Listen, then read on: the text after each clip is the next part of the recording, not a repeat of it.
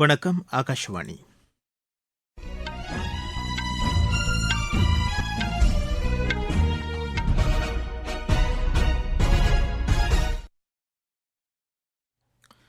செய்திகள் வாசிப்பவர் முகமது. தலைப்புச் செய்திகள். குடியரசுத் தலைவர் திருமதி திரௌபதி முர்மு தேசிய எரிசக்தி பாதுகாப்பு விருதுகளை புதுதில்லியில் இன்று வழங்குகிறார். வாக்காளர் பட்டியல் சிறப்பு தீவிர திருத்தம் குறித்து காங்கிரஸ் கட்சி குழப்பத்தை ஏற்படுத்தி வருவதாக பிஜேபி குற்றம் சாட்டியுள்ளது. மத்திய பிரதேசத்தில் வீராங்கனா துர்காவதி புலிகள் சரணாலயத்தில் சிறுத்தைகள் பாதுகாக்கப்படும் என்று அம்மாநில முதலமைச்சர் திரு மோகன் யாதவ் தெரிவித்துள்ளார். பங்களாதேஷில் தேர்தல் ஆணைய அலுவலர்களுக்கு போதிய பாதுகாப்பு அளிக்க வேண்டும் என்று அந்நாட்டு தேர்தல் ஆணையம் கேட்டுக் கொண்டுள்ளது. சென்னையில் நடைபெறும் உலகக்கோப்பை ஸ்குவாஷ் போட்டியின் இறுதி ஆட்டத்தில் இந்தியா இன்று ஹாங்காங் சீனாவை எதிர்கொள்கிறது. இனி விரிவான செய்திகள். தேசிய எரிசக்தி பாதுகாப்பு தினம் இன்று கொண்டாடப்படுகிறது. புதுதில்லியில் இன்று நடைபெறும் விழாவில் குடியரசுத் தலைவர் திருமதி திரௌபதி முர்மு தேசிய எரிசக்தி பாதுகாப்பு விருதுகளை வழங்குகிறார். எரிசக்தி பாதுகாப்பு குறித்த விழிப்புணர்வை ஏற்படுத்துவதற்காக ஒவ்வொரு ஆண்டும் டிசம்பர் 14ஆம் தேதி இத்தினம் கொண்டாடப்பட்டு வருகிறது. தேசிய எரிசக்தி பாதுகாப்பு விருதுகளுக்கான நடப்பாண்டு 680 விண்ணப்பங்கள் பெறப்பட்டுள்ளதாக மத்திய எரிசக்தித்துறை தெரிவித்துள்ளது. வாக்காளர் பட்டியல் சிறப்பு தீவிர திருத்தம் குறித்து காங்கிரஸ் கட்சி மக்களிடையே குழப்பத்தை ஏற்படுத்தி வருவதாக பிஜேபி குற்றம் சாட்டியுள்ளது. புதுதில்லியில் இன்று செய்தியாளர்களிடம் பேசிய அக்கட்சியின் செய்தித் தொடர்பாளர் திரு சம்பித் பத்ரா, தேர்தல் சீர்திருத்தம் குறித்து நாடாளுமன்றத்தில் விரிவாக விவாதிக்கப்பட்டதாக தெரிவித்துள்ளார். எதிர்க்கட்சிகள் எழுப்பிய ஒவ்வொரு கேள்விக்கும் மத்திய உள்துறை அமைச்சர் திரு அமித் ஷா பதிலளித்ததை அவர் சுட்டிக்காட்டினார். நாட்டில் ஜனநாயகம் வலுவானது என்றும் அரசியல் சாசன அமைப்புகளை அவமதிக்க கூடாது என்றும் திரு சம்பித் பத்ரா கூறினார். மத்திய பிரதேசத்தில் வீராங்கனா துர்காவதி புலிகள் சரணாலயத்தில் சிறுத்தைகள் பாதுகாக்கப்படும் என்று அம்மாநில முதலமைச்சர் திரு மோகன் யாதவ் தெரிவித்துள்ளார். ஆப்பிரிக்காவில் இருந்து குனோ தேசிய வனவிலங்கு பூங்காவிற்கு கொண்டுவரப்பட்ட சிறுத்தைகள் பாதுகாக்கப்படும் என்று அவர் கூறினார். சாகர் மாவட்டத்தில் உள்ள வீராங்கனா துர்காவதி புலிகள் சரணாலயத்தில் சிறுத்தைகளையும் பாதுகாப்பாக வைக்க அம்மாநில அமைச்சரவை ஒப்புதல் அளித்திருந்தது. மத்திய பிரதேசத்தில் சோப்பூர், காந்தி சாகருக்கு அடுத்தபடியாக 3வது சிறுத்தைகள் சரணாலயமாக இது மேம்படுத்தப்பட உள்ளதாகவும் திரு மோகன் யாதவ் குறிப்பிட்டார். குனோ தேசிய வனவிலங்கு பூங்காவில் 28 சிறுத்தைகளும், காந்திசாகர் சரணாலயத்தில் 2 சிறுத்தைகளும் உள்ளன என்றும், போட்ஸ்வானாவிலிருந்து மேலும் 8 சிறுத்தைகள் அடுத்த மாதம் இப்பூங்காவுக்கு கொண்டுவரப்படும் என்றும் அம்மாநில முதலமைச்சர் தெரிவித்தார். பங்களாதேஷில் அடுத்த ஆண்டு பிப்ரவரி 12ஆம் தேதி நாடாளுமன்ற தேர்தல் நடைபெறவுள்ள நிலையில் தேர்தல் ஆணைய அலுவலர்களுக்கு போதிய பாதுகாப்பு அளிக்க வேண்டும் என்று அந்நாட்டு தேர்தல் ஆணையம் கேட்டுக் கொண்டுள்ளது. பங்களாதேஷ் காவல்துறை தலைவருக்கு தேர்தல் ஆணையம் அனுப்பியுள்ள கடிதத்தில் தலைமை தேர்தல் ஆணையர் திரு நசிருதீன் மற்றும் தேர்தல் ஆணையர்களுக்கு போதிய பாதுகாப்பு அளிக்க வேண்டும் என்று வலியுறுத்தியுள்ளார். பங்களாதேஷில் பொதுத் தேர்தல் கடந்த 11ஆம் தேதி அறிவித்ததை அடுத்து அங்கு பல்வேறு பகுதிகளில் வன்முறை ஏற்பட்டுள்ளதால் தேர்தல் ஆணைய அலுவலர்களுக்கு பாதுகாப்பை வலுப்படுத்த நடவடிக்கை எடுக்க வேண்டும் என்று கூறப்பட்டுள்ளது. ஜம்மு காஷ்மீர் எல்லைக் கட்டுப்பாட்டு பகுதியில் ஊடுருவலை தடுக்க இந்திய ராணுவ படையினர் பாதுகாப்பு பலப்படுத்தப்பட்டுள்ளது. கடும் பனிப்பொழிவையும் பொருட்படுத்தாமல் ராணுவத்தினர் அங்கு ரோந்து பணியில் ஈடுபட்டு வருவதாக எமது செய்தியாளர் தெரிவிக்கிறார். குளிர்காலத்தில் தீவிரவாதிகள் எல்லை தாண்டி ஊடுருவுவதை தடுக்க அப்பகுதியில் பாதுகாப்பு மேலும் பலப்படுத்தப்பட்டுள்ளதாக ராணுவ அதிகாரிகள் தெரிவிக்கின்றனர். நீங்கள் கேட்டுக்கொண்டிருப்பது ஆகாஷவாணியின் செய்தி அறிக்கை.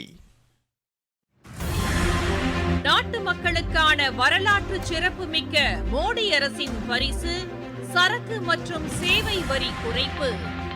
மருத்துவம் மற்றும் ஆயுள் காப்பீட்டிற்கான வரி முழுமையாக ரத்து.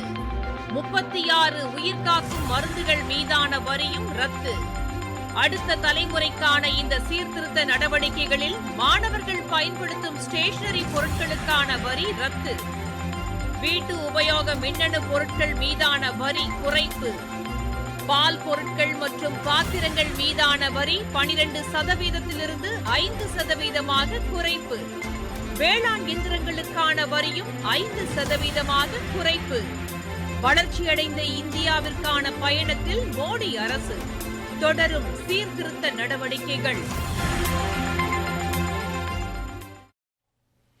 தமிழகத்தில் நீலகிரி நாடாளுமன்ற உறுப்பினர் தொகுதி விளையாட்டுப் போட்டிகளின் 4வது கட்டம் நடைபெற்றது. மத்திய இணையமைச்சர் டாக்டர் எல் முருகன் தமது சமூக வலைதள பதிவில் வெளியிட்டுள்ள செய்தியில், மேட்டுப்பாளையம் பகுதியில் இந்த விளையாட்டுப் போட்டிகளில் பங்கேற்றுள்ள அனைத்து வீரர்களுக்கும் வாழ்த்துக்களை தெரிவித்துள்ளார். கேரளாவிலிருந்து தமிழக வனப்பகுதிகளுக்கு யானைகள் இடம்பெயர்ந்து வருகின்றன. நீலகிரி மாவட்டத்தில் கேரள எல்லைப்பகுதியில் வாகன ஓட்டிகள் பாதுகாப்பாக பயணம் மேற்கொள்ளுமாறு வனத்துறையினர் கேட்டுக் கொண்டுள்ளதாக எமது செய்தியாளர் தெரிவிக்கிறார். வறட்சி காரணமாக கேரளாவிலிருந்து தமிழக பகுதிகளுக்கு யானைகள் இடம்பெயர்ந்து வருகின்றன. குறிப்பாக நீலகிரி மாவட்டத்தில் கேரள எல்லைப் பகுதியில் உள்ள கெத்தை, பெரும்பள்ளம், முள்ளி உள்ளிட்ட பகுதிகளில் 20க்கும் மேற்பட்ட காட்டு யானைகள் சுற்றித் திரிகின்றன. அவ்வப்பொழுது குந்தா, கோவை மலைப்பாதையில் யானைகள் நடமாடுவதால் வாகன ஓட்டிகள் அச்சமடைந்துள்ளனர். குறுகிய கொண்டை ஊசி வளைவுகளிடையே யானைகள் கூட்டம் முகாமிட்டுள்ளதால் அசம்பாவிதங்களை தவிர்க்கும் பொருட்டு வாகன ஓட்டிகள் பாதுகாப்பாக எச்சரிக்கையுடன் பயணம் மேற்கொள்ளுமாறு வனத்துறையினர் கேட்டுக் கொண்டுள்ளனர். ரோந்து வாகனங்களில் சாலைகளில் ஆங்காங்கே சுற்றித் திரியும் யானை கூட்டத்தை கண்காணித்து வரும் வனத்துறையினர் இவ்வழியாக செல்லும் வாகன ஓட்டிகள் யானைகளுக்கு எவ்வித அச்சுறுத்தலும் செய்ய வேண்டாம் என ஒலிபெருக்கி வாயிலாக அறிவுறுத்தி வருகின்றனர். உதகையிலிருந்து சரவணன். பஞ்சாபில் உள்ளாட்சித் தேர்தல் தற்போது நடைபெற்று வருகிறது. சுயேட்சை வேட்பாளர்கள் உட்பட 9000 வேட்பாளர்கள் களத்தில் உள்ளனர். ஆம் ஆத்மி கட்சி, பிஜேபி, காங்கிரஸ், சிரோன்மணி அகாலிதள் உள்ளிட்ட கட்சி வேட்பாளர்கள் இத்தேர்தலில் போட்டியிடுகின்றனர். காலை 8 மணிக்கு தொடங்கிய வாக்குப்பதிவு மாலை 4 மணி வரை நடைபெறும் என்று மாநில தேர்தல் ஆணையர் திரு ராஜ்குமார் சௌத்ரி தெரிவித்துள்ளார். பதிவான வாக்குகள் வரும் 17ஆம் தேதி எண்ணப்படும். தெலங்கானாவில் 3911 ஊராட்சித் தலைவர்களுக்கும் 29913 ஊராட்சி உறுப்பினர்களுக்குமான தேர்தல் தற்போது நடைபெற்று வருகிறது. ஊராட்சித் தலைவர் பதவிகளுக்கு 12782 வேட்பாளர்கள் களத்தில் உள்ளதாகவும், உறுப்பினர் பதவிக்காக 21000 வேட்பாளர்கள் களத்தில் உள்ளதாகவும் எமது செய்தியாளர் தெரிவிக்கிறார். தெலங்கானா மாநிலத்தில் 3வது கட்ட ஊராட்சித் தேர்தல் வரும் 17ஆம் தேதி நடைபெறும். சூடான் அபேபியில் உள்ள ஐநா பாதுகாப்பு படை முகாமில் தீவிரவாதிகள் நடத்திய ட்ரோன் தாக்குதலில் பங்களாதேஷைச் சேர்ந்த 6 பாதுகாப்பு படையினர் உயிரிழந்துள்ளனர். இந்த தீவிரவாத தாக்குதலுக்கு ஐநா பொதுச் செயலாளர் திரு அண்டோனியோ குட்ரஸ் கடும் கண்டனம் தெரிவித்துள்ளார். உயிரிழந்த ஐநா பாதுகாப்பு படை வீரர்களின் குடும்பத்தினருக்கும் பங்களாதேஷ் நாட்டு மக்களுக்கும் ஆழ்ந்த இரங்கல் தெரிவிப்பதாக அவர் கூறியுள்ளார். ஐநா பாதுகாப்பு படையினர் மீது தாக்குதல் நடத்துவோரின் பேரில் சர்வதேச போர்க்குற்ற சட்டப்படி நடவடிக்கை எடுக்கப்படும் என்று திரு அண்டோனியோ குட்ரஸ் எச்சரித்துள்ளார். இந்தோனேஷியாவின் சுமத்ரா தீவில் மழை வெள்ளத்தால் உயிரிழந்தோர் எண்ணிக்கை 1000-ஐ தாண்டியுள்ளது. கடந்த 2 வாரமாக அப்பகுதியில் ஏற்பட்டுள்ள மழை மற்றும் நிலச்சரிவினால் 5000-க்கும் மேற்பட்டோர் காயமடைந்துள்ளதாகவும் 200 பேர் காணாமல் போயுள்ளதாகவும் அந்நாட்டு அரசு தெரிவித்துள்ளது. சுமத்ரா தீவில் ஏற்பட்டுள்ள மழை வெள்ளத்தால் பாதிக்கப்பட்ட 12 லட்சம் பேர் பாதுகாப்பான இடங்களுக்கு அப்புறப்படுத்தப்பட்டுள்ளதாகவும் தற்போது நிலைமை சீரடைந்து வருவதாக இந்தோனேஷிய அதிபர் கூறியுள்ளார். மலக்கா ஜலசந்தி பகுதியில் ஏற்பட்ட புயல் காரணமாக தென்கிழக்கு ஆசிய நாடுகளில் பலத்த மழையும் நிலச்சரிவும் ஏற்பட்டுள்ளது. தாய்லாந்து, மலேசியா, வியட்நாம் உள்ளிட்ட பல்வேறு நாடுகளில் ஏற்பட்டுள்ள மழை வெள்ளத்தால் 2000-க்கும் மேற்பட்டோர் உயிரிழந்துள்ளனர். தாய்லாந்து, கம்போடியா நாடுகள் போர் நிறுத்தத்தை உடனடியாக அமல்படுத்த வேண்டும் என்று அமெரிக்க அதிபர் திரு டொனால்டு டிரம்ப் வலியுறுத்தியுள்ளார். மலேசிய தலைநகர் கோலாலம்பூரில் கடந்த அக்டோபர் மாதத்தில் மேற்கொள்ளப்பட்ட அமைதி ஒப்பந்தத்தை இரு நாடுகளும் உடனடியாக செயல்படுத்த வேண்டும் என்று அவர் கேட்டுக் கொண்டுள்ளார். உலகக்கோப்பை ஸ்குவாஷ் போட்டியின் இறுதி ஆட்டத்தில் இந்தியா இன்று ஹாங்காங், சீனாவை எதிர்கொள்கிறது. சென்னையில் இப்போட்டி பிற்பகல் நடைபெறுகிறது. சையத் முஸ்தாக் அலி கோப்பைக்கான கிரிக்கெட் போட்டியில் மும்பை, ஹரியானா அணிகளுக்கு இடையேயான ஆட்டம் தற்போது நடைபெற்று வருகிறது. 235 ரன் என்ற இலக்குடன் ஆடிவரும் மும்பை அணி சற்று முன் வரை 17 ஓவரில் 5 விக்கெட் இழப்புக்கு 228 ரன் எடுத்துள்ளது. முன்னதாக ஆடிய ஹரியானா அணி நிர்ணயிக்கப்பட்ட 20 ஓவரில் 3 விக்கெட் இழப்புக்கு 234 ரன் எடுத்துள்ளது.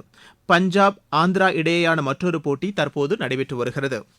துபாயில் நடைபெறும் 19 வயதுக்குட்பட்டோருக்கான ஆசிய கோப்பை கிரிக்கெட் போட்டியில் பாகிஸ்தானுக்கு எதிராக முதலில் ஆடிவரும் இந்தியா சற்று முன்வரை 15 ஓவரில் 2 விக்கெட் இழப்புக்கு 101 ரன் எடுத்துள்ளது. மழையால் ஆட்டம் 49 ஓவர்களாக குறைக்கப்பட்டுள்ளது. இந்தியா, தென்னாப்பிரிக்க அணிகளுக்கு இடையேயான 3வது டுவெண்டி கிரிக்கெட் போட்டி இன்று நடைபெறவுள்ளது. மீண்டும் தலைப்புச் செய்திகள். குடியரசுத் தலைவர் திருமதி திரௌபதி முர்மு தேசிய எரிசக்தி பாதுகாப்பு விருதுகளை புதுதில்லியில் இன்று வழங்குகிறார்.